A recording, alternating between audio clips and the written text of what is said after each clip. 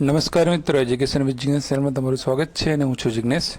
મિત્રો, કચ્છની વિદ્યા સહાયક ભરતીની જિલ્લા પસંદગીના નિમણૂક આપવાની જે પ્રક્રિયા ચાલી રહી છે એની અંદર આજે ત્રીજો દિવસ હતો અને ત્રીજો દિવસ 20 તારીખ અને આજે જોઈ લઈએ કે આજની અપડેટ અને ટોટલ અપડેટની સાથે જ્ઞાન સહાયક અને એમએસસીવાળા મિત્રોને જે ચાલી રહ્યું છે પ્રમાણપત્ર ચેકિંગ કરવાની પ્રક્રિયા એના વિશે છેલ્લે વાત કરીશું.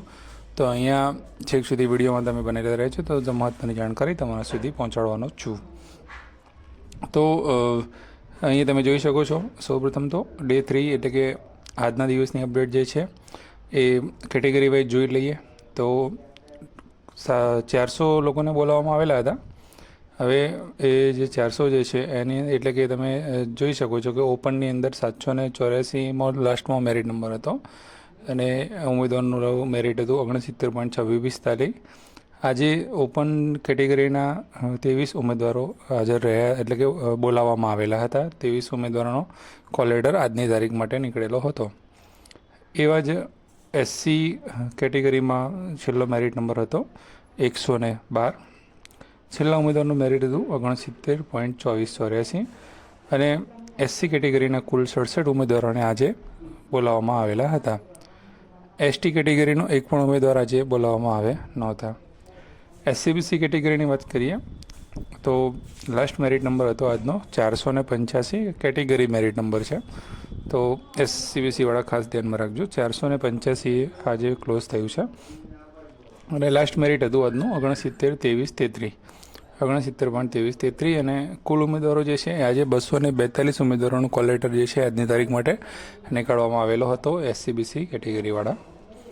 ત્યારબાદ વાત કરીએ ઈડબ્લ્યુએસ કેટેગરીની. ઈડબ્લ્યુએસ કેટેગરીમાં છેલ્લો મેરિટ નંબર હતો 142 આજનો. એનું લાસ્ટ જે મેરિટ હતું 69.2349.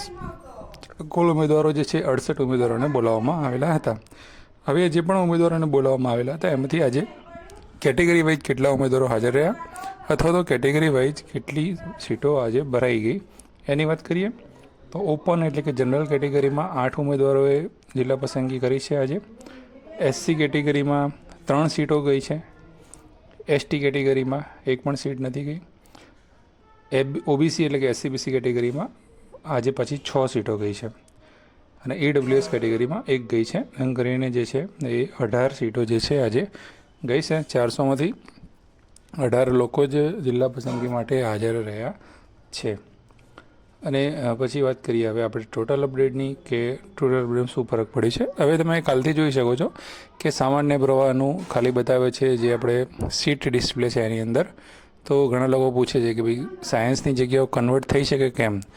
તો સાયન્સની જગ્યાઓ કન્વર્ટ અત્યારે હવે કરવાનો કોઈ ફાયદો નથી કેમ કે જે પણ ઓબીસી અને એસસી કેટેગરીના ઉમેદવારો વધારે છે અને એમની જગ્યાઓની જરૂર છે પણ એ સાયન્સની જગ્યાઓ એમની તો બાકી રહી જ નથી. એટલે કન્વર્ટ કરીને બતાવે કે ના કરીને બતાવે કોઈ ફરક પડતો નથી. હવે હું અહીંયા તમને જે પણ બતાવું છું એ રિપોર્ટ અહીંયા જે છે એ 2500 જગ્યાઓનો જ છે એટલે કે ટોટલ જગ્યાઓનો જ હું બતાવું છું તમને. ડે વાઇઝ તમને બતાવું છું અને ટોટલ જગ્યાઓનો બતાવું છું. એટલે અહીંયા તમે જોઈ શકો છો કે કેટલી સીટો અત્યાર સુધીમાં ભરાઈ એટલે કે 3 દિવસમાં કેટલી સીટો કેટેગરી વાઇઝ ભરાઈ છે એ તમે જોઈ શકો છો કે સામાન્ય ભરતી પૂરી થઈ હોવા છતાં પણ કેટલા ઉમેદવારો જે છે કચ્છમાં આવી રહ્યા છે. તો ઓપનની અંદર તમે જોવા જાઓ તો 35 જણાએ જિલ્લા પસંદગી એટલે કે કચ્છમાં પસંદગી કરી છે. જનરલમાં 35 લોકોએ, એસસીમાં 26 લોકોએ કરી લીધી છે, એસટીમાં 2 લોકોએ કરી લીધી છે, એસસીબીસી એટલે કે ઓબીસીની અંદર 89 લોકોએ કરી લીધી છે અને ઈડબ્લ્યુએસમાં 8 લોકોએ કરી લીધી છે. તો 2500માંથી 160 જેટલી સીટો જે છે એ ભરાઈ ગઈ છે 3 દિવસમાં.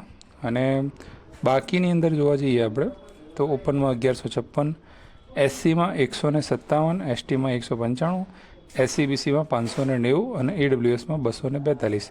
ટોટલ જે છે એ 2340 બાકી છે. હવે અહીંયા ખાસ તમારે આપણે જોવાનું છે કે ઓપન, એસટી અને ઈડબ્લ્યુએસ આ 3 કેટેગરીને કોઈ ઇસ્યુ છે નહીં. અલગ અલગ બંધ સીટો છે, ઉમેદવારોનો કોઈ પ્રશ્ન છે નહીં. ખાસ જે છે એસસી અને એસસીબીસીને જ જોવાનું છે. હવે તમે જોઈ શકો છો કે આ એવા લોકો છે કે જે પણ અત્યારે જે સીટો ભરાઈ રહી છે એવા લોકો છે કે જે લોકોને સામાન્ય ભરતીમાં નોકરી મળી ગઈ હતી અને છતાં પણ ફરીથી એ લોકો કચ્છની અંદર આવ્યા છે. તો તમે જુઓ કે SCBCમાં બહુ બધા કે 89 લોકો અત્યાર સુધીમાં લઈ લીધું છે ફરીથી 89 લોકોએ અને SCમાં 26 લોકોએ, કારણ કે ફરીથી રિપીટેશનનું પ્રમાણ પણ આ બે કેટેગરીની અંદર જ વધારે જોવા મળે છે. જો કે ઓપનમાં પણ 35 છે. તો આના પરથી આપણે વિચારી શકીએ છીએ કે કચ્છમાં જવાવાળા ઉમેદવારો કેટલા છે. હજુ આગળ જતાં કેટલા ઉમેદવારો થાય છે, કારણ કે આ બધા અત્યારે પણ જે જિલ્લા પસંદગી માટે બોલાવવામાં આવે છે બધા જ ઉમેદવારો એવા છે કે અગાઉ લાગેલા છે એવા ઉમેદવારો છે. તો અહીંયા SC અને OBCવાળા ખાસ ધ્યાનમાં રાખજો. તમારી અત્યારે આજે 157 જગ્યાએ SCની પેન્ડિંગ છે, SCBCની 590 છે.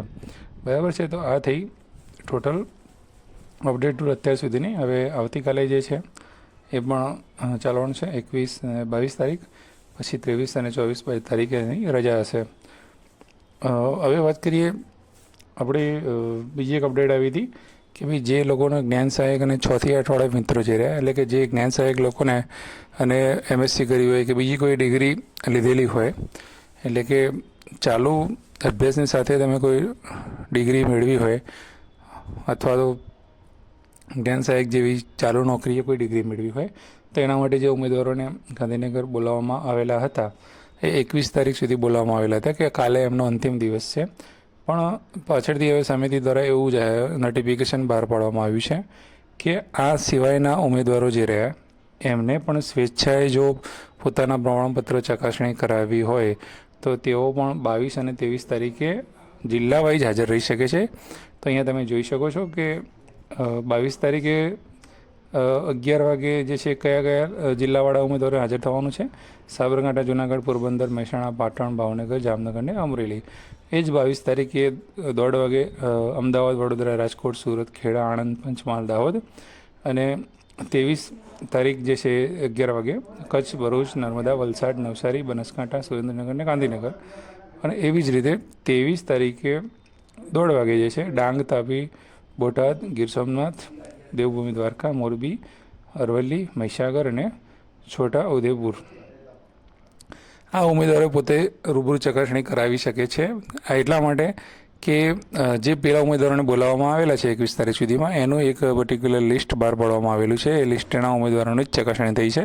ફરીથી આ એટલા માટે તમને જાહેર કરવામાં આવ્યું છે કે જો હજુ પણ તમે તમારું લિસ્ટમાં નામ નહોતું પણ તમે પણ આવી રીતે કંઈ ખરાઈ કરવા માગો છો અથવા તો તમારું નામ નથી આવ્યું પણ તમે આવી રીતે કોઈ ડિગ્રી લીધેલી છે કે એવું કંઈ છે, તો પાછળથી જ્યારે જિલ્લા પસંદગી શરૂ થાય ત્યારે કોઈ પ્રશ્ન ના આવે તો સ્વેચ્છાએ તમારે આની રૂબરૂ ચકાસણી કરાવી લેવી જોઈએ. બરાબર છે. તો એ બાબતમાં કોઈ પ્રશ્ન હોય તો કોમેન્ટ કરજો, આપણે તમને જણાવીશું. આજનો વિડીયો કેવો લાગ્યો કોમેન્ટમાં જરૂરથી જણાવજો. વિડીયોને લાઇક જરૂરથી કરજો અને મિત્રો સાથે શેર કરજો. જય હિન્દ, જય ભારત. Thank you.